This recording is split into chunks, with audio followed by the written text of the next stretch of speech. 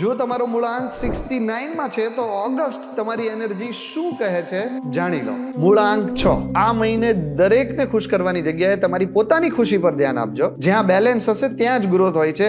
જે વસ્તુની ઈચ્છા ઘણા સમયથી હતી એને લઈને થોડું પોઝિટિવ રહેવાનો આ સારો સમય છે. મૂળાંક 7 ના લોકો આ મહિને આન્સર તમે બહાર નહીં શોધી શકો, પોતાની અંદરથી જ મળશે. ઉતાવળ નહીં કરો, તમારા ઇન્ટ્યુશન્સ પર થોડો વિશ્વાસ કરો.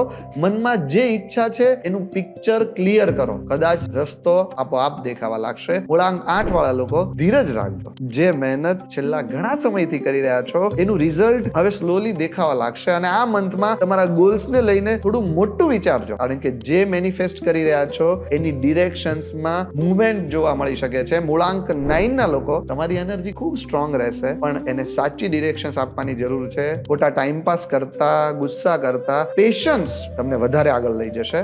જૂની એનર્જીને છોડીને જે નવું જોઈએ છે એના પર ફોકસ રાખવાનો આ સારો સમય છે. યાદ રાખજો, મૂળાંક તમને ઓળખ આપે છે, પણ તમારી ઓળખને સફળતા સુધી તમારા કર્મો પહોંચાડે છે. કમેન્ટમાં તમારો મૂળાંક લખજો અને કયો પોઈન્ટ તમને સૌથી વધારે રિલેટ થાય છે એ જણાવજો. નમસ્કાર.